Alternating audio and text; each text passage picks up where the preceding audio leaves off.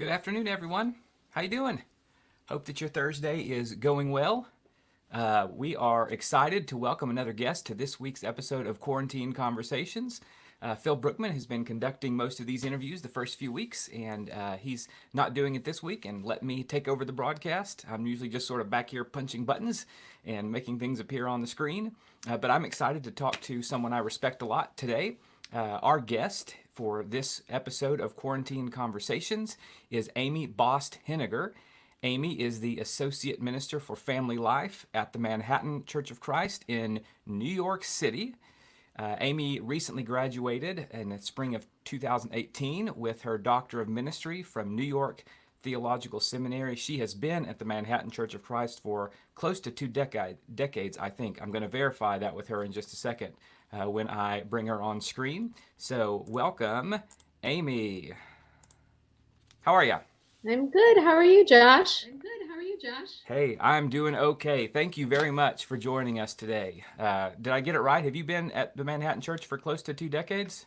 I have been at the Manhattan Church of Christ since 1999. Yeah. I moved to New York, and my husband and I started going to the Manhattan Church of Christ, and then I went on the ministry staff for the first time in 2001 and have been there since then in a lot of different roles. I've had I started right when my first child was born, and I've had 4 more since then. So I've had 5 babies and almost 19 years of ministry and maternity leave and worn different hats and done all different things. What was your very first role at the Manhattan Church?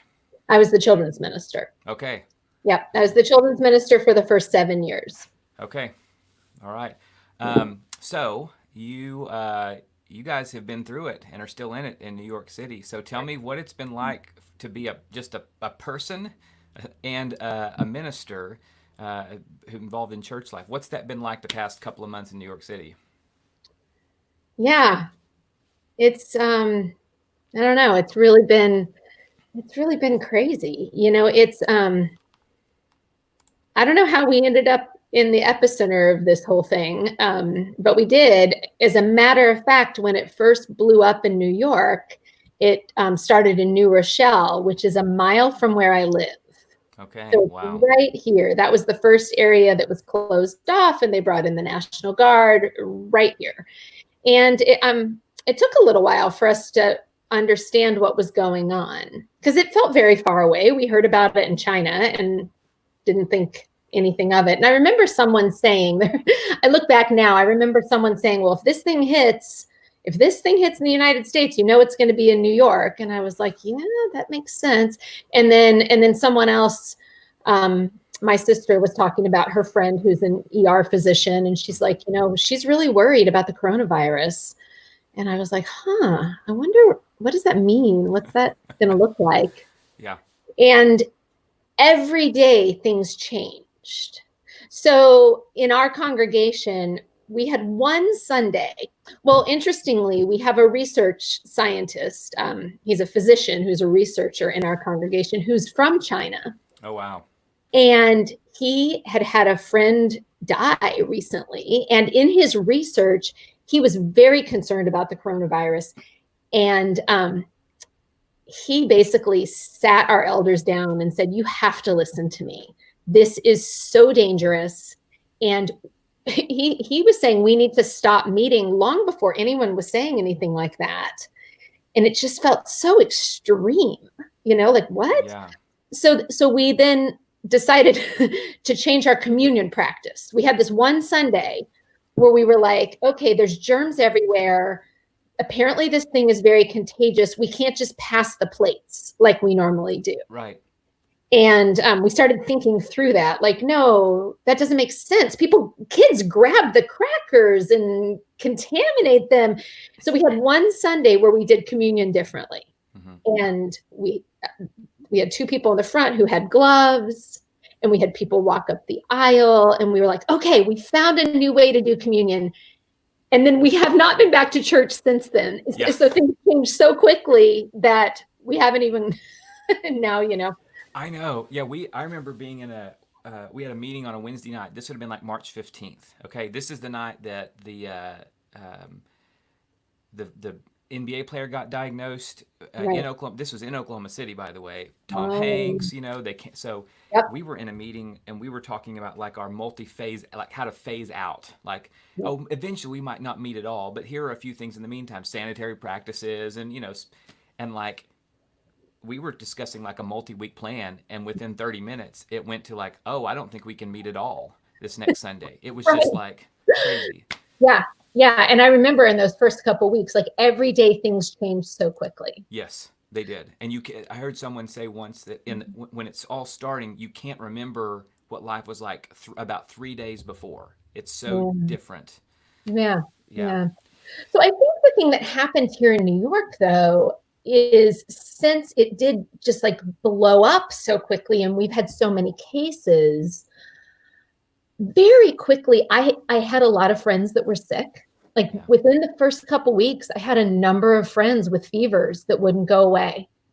And so it very quickly started to touch people we knew. And our beautiful parks in New York that we love became makeshift hospitals. So Mm, there's this real sense of like, oh, we've never seen anything like this before. right. Yeah. So, by the way, for those of you who are watching, if you want to ask a question for Amy, you can put it in the comments, and we might be able to answer it toward the end of our time together here in about 15 minutes or so. So, ask those questions.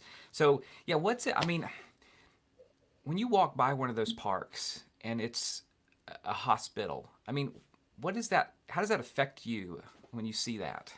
Yeah, it's really surreal. I mean, the truth is I haven't seen it because I've been Yeah, home. that's Like I, true. It's I true. haven't left, but I see the pictures of the park that I walk by and drive by all the time. And so there's this very real sense that it is a crisis. And I don't hear New Yorkers complaining very much about the stay-at-home orders because people are very worried. They're really Yeah. worried for their health. So fast forward since then, we've lost one member Hmm. of our congregation, and we've lost a number of family members. And then my seminary, New York Theological Seminary, where I did my doctorate, there have been so many people connected to New York Theological Yeah. Seminary who have died. And so not only we didn't just for my experience, it went from being something that was far away to being something that was really close. And Yeah. So it's here just, we are. We're here in Oklahoma City, and we look at you and we think, "Oh, that's far away. That's yeah, in New York City." Uh, yeah, that happens to them. They're on the coast. They're densely right. populated, which some of those things are true. I mean, there are Yeah. some differences in our areas and how we will likely be affected. But you went from it's that other place to now it's us. So now talk to us here in Oklahoma City about that mentality. Yeah, it's that real psychological shift, that, and I'm so aware of this. I was a chaplain for years before I went into congregational ministry, and I'm always aware of how helpful it is when we hear about something bad that happens for us to very quickly say in our minds, that's not going to happen to me because Right. that happens to other people. And I think that's a defense mechanism that's not to be judged. It's just what we do. We're like, I'm safe. It's not going to happen to me. And so this was a situation where I was saying that. I was saying that it wasn't going to happen to me. And then a month later, it was very much happening right here. Um, and so just realizing, I think it's a really good opportunity to think about, well, what are those things? What are those things that we cling to that tell us um, that we're safe and that maybe we're immune? And on the one hand, I think as Christians, we cling to our faith. And I think that's a really good thing to be able to say, no matter what happens, God's going to take care of me. You know, Right. no matter what happens, I can't be destroyed. Okay, that is fundamental to being a Christian. But there's another way that we can do it where we think, well, it's not going to happen to me because I have resources. Mm-hmm. It's not going to happen to me because of the color of my skin. And maybe we don't even quite think that way, but I don't look like those people that it's happening to. And so it's not going to happen to me. And to realize what are those things that are kind of our places of privilege sometimes.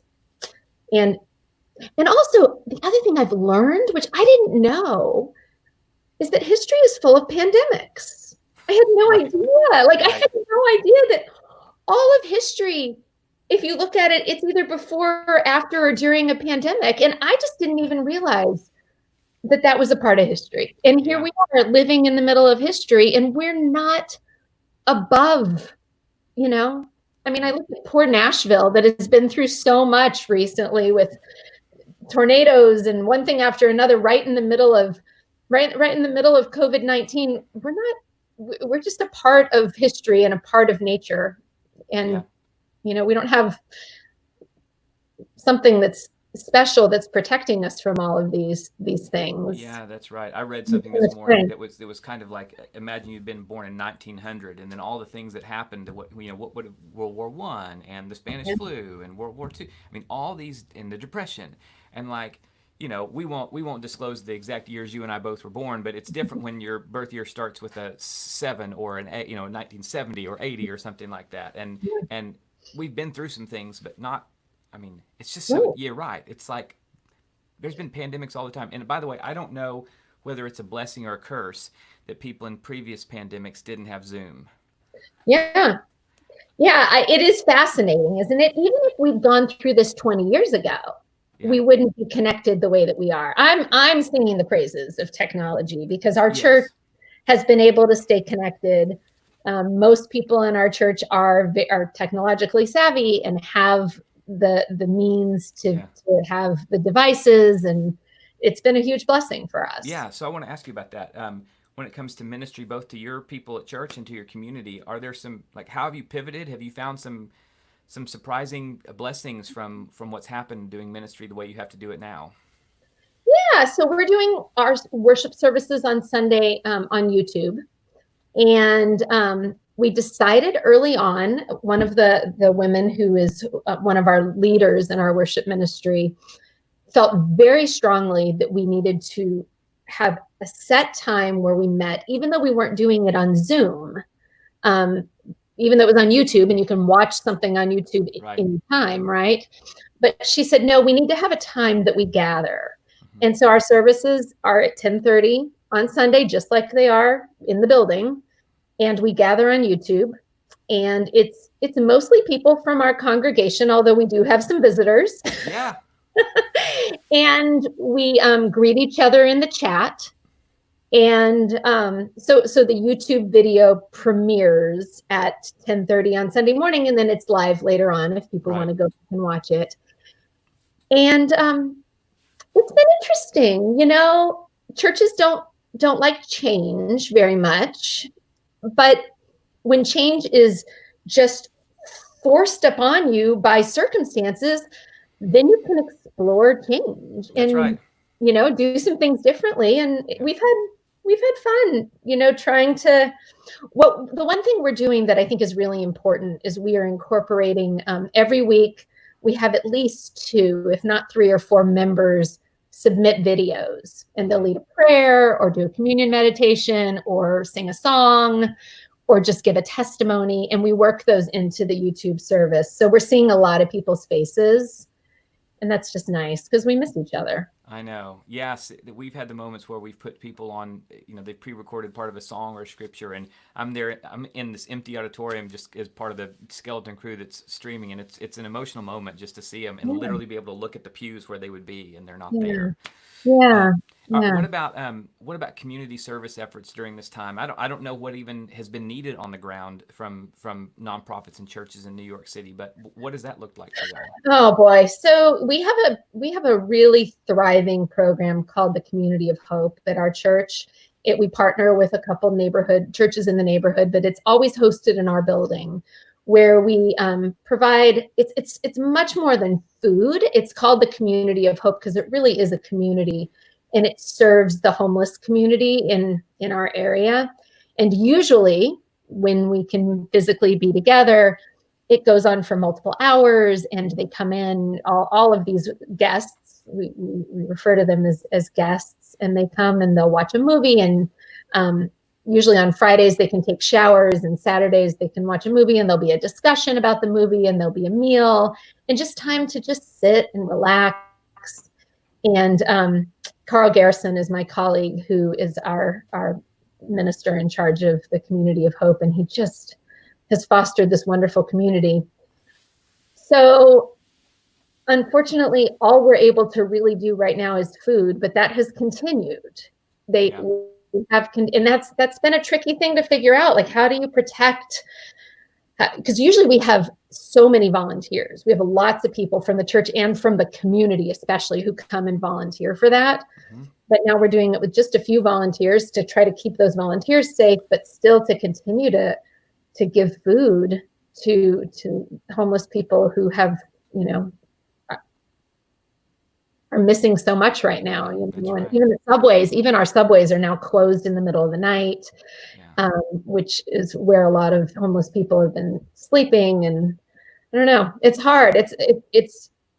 And I've had, through the weeks that we've done this, or months now, I've had my moments where I've been so concerned about Carl and the volunteers, thinking, oh boy, are they passing this virus to each other and to the homeless guests? But thank God they've all been protected. Everyone's done okay, and the food has continued. And Carl's really, really committed and is a strong leader and advocate for this community.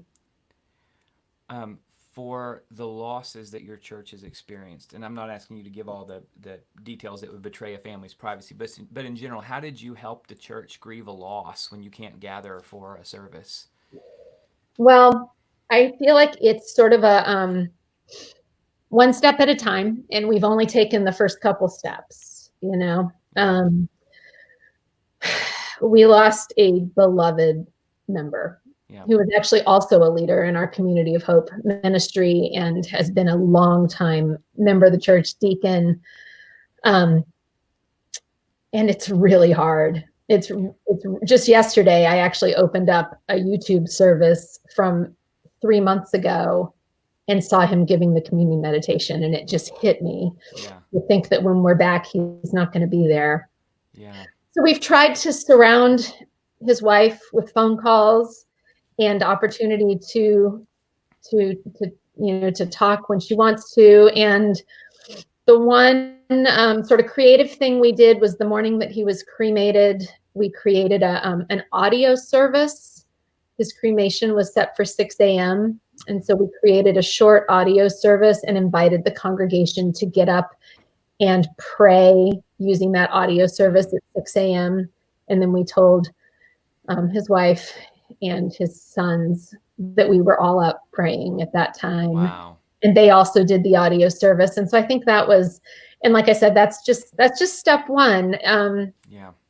I don't know. We haven't decided if we're going to try to do a full service online, if that's what they really want, or if they want to try to wait until we're back together. Yeah. And then we've also had church members who have lost family members. Some have taken that service that we did and have taken it to edited it and done it for their families who have lost family members. And so just trying to use technology in a way that is that's comforting and that feels real. Yeah. Yeah. So let me ask you a question, kind of bring your theology to bear on this question. As we think about being good citizens in the midst of this, particularly when it comes to like following rules that we might not like, that might not seem to make sense in our context, how have you yourself, or maybe as you've talked to others, how do you talk about being a good citizen in the middle of a pandemic?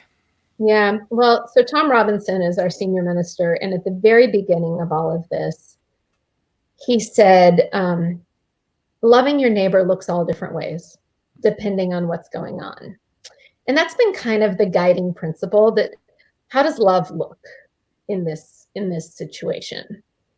And we never imagined that love would look like staying home, or that love would look like wearing a mask. And I remember, so New York, interestingly, was after California. I have family in California, so I'm aware of what's going on there. They, at least in the Los Angeles area, may have been all of California, they required masks a few days before New York did, even though they're not nearly as affected as we are. But then Governor Cuomo came out and said, there's a state mandate that if you are out and you can't social distance, you have to have a mask. Mm-hmm. Well, a few days before that happened, so before the law was put into place, I was out and I had a mask. And I put it on and I felt so silly. Like, I felt silly. I felt like it looks like I'm kind of paranoid. That's how I felt. And it wasn't comfortable. I didn't like the way it felt. And I felt like, people are looking at me and thinking I'm overreacting. And I had this real internal dialogue, and I wasn't sure. I'm like, I don't know. I don't even know if it's effective. Should I wear this thing? And it was a short trip out, and I can't even remember what I did. But a week later, once the rule had been put into place, then I put the mask on. Then going out without the mask felt awkward and felt uncomfortable. And it felt like, now if I go out without a mask, I feel like people are looking at me thinking, what are you doing? Why don't you have your mask on? Don't you care? Don't you care about people? And so I understand people who are upset about wearing masks because they're not comfortable.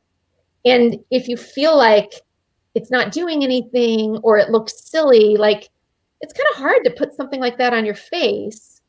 But if you can understand really what I think is the science behind it, that if you are infected, and you can be infected and not know it, wearing the mask really protects people around you, and it also protects you, then I think you can kind of make the leap of like, okay, I'm doing this out of kindness.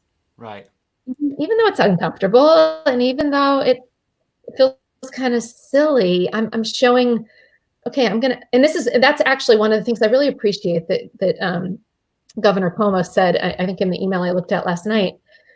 He said, wearing a mask says, I care about the physicians and the nurses and the medical attendants that are putting their lives on the line. Wearing a mask says, I care about the people around me. Wearing a mask says, I care about myself. And I really feel like I believe that right now. That feels true to me. Yeah. Thank you for that. Yeah, they're the same conversations here. They just happen at different times, don't they? Yeah. So Eric Trigestad's watching. He wants, it's in the comments, but he wants to remind everyone that Amy does write for the Christian Chronicle on occasion. There's a link to something she has written there. So, yep.